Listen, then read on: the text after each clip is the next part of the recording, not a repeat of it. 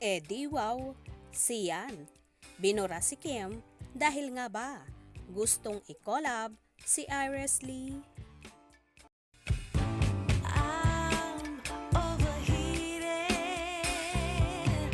can hardly sleep at night,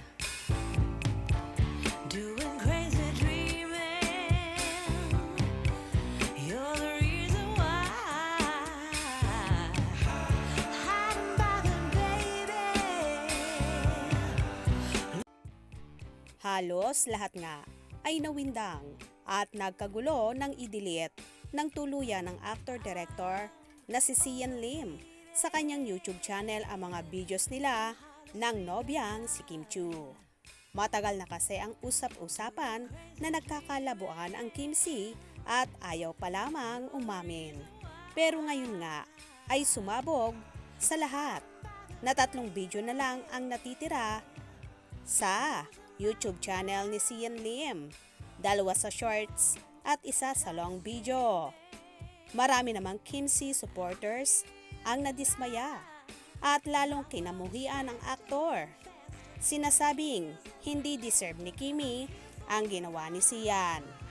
May nagsasabi pang iba na ginagamit lang daw ng aktor si Kim para sa promotion ng kanyang serye sa GMA, ang Love Die Repeat, kung saan kasama niya dito si Jenilyn Mercado.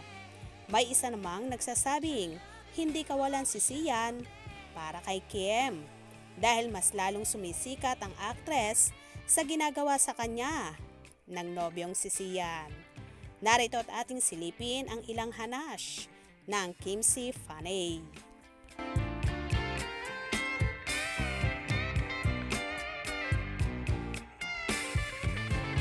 I'm in a trance, spinning out of control. Don't know what this dance is, but at least I'm not dancing alone. All kinds of crazy. You heard what I said. I blame you, lover. I'm out of my head. Some days my feet has me frozen. I'm brave and I'm broken. My soul is wide open. Yes, yes, I'm an emotional mess. Yes, but you wouldn't want me.